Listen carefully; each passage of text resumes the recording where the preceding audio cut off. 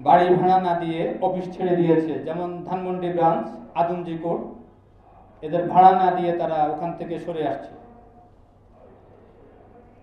আমাদের madam America থেকে order দিচ্ছেন ডিয়ার টাওয়ার তাড়াতাড়ি খালি করার জন্য, যেখানে বর্তমান অফিস রয়েছে। কিন্তু আমাদের দাবি হচ্ছে আমাদের পাওনা না দিয়ে সেখান থেকে অফিস না নেওয়া। কোম্পানি বলছে তাদের লস হয়েছে, সেটা সম্পূর্ণ মিথ্যা কথা। আমরা প্রফিট অ্যান্ড লস কোনো কিছুই আমাদের সম্মুখে জানানো হয় নাই এবং প্রকাশ করা হয় নাই।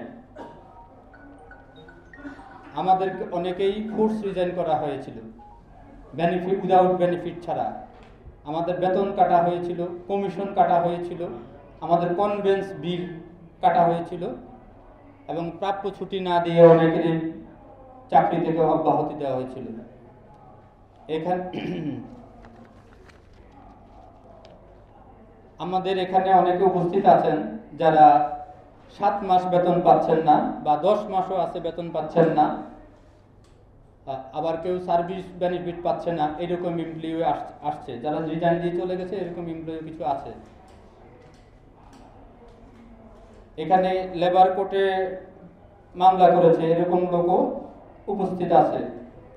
তারা লেবার কোর্টেও মামলা করে সেখানেও সুরাহা পাচ্ছে না।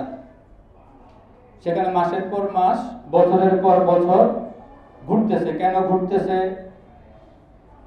কেন টাকা পাচ্ছে না, সেটা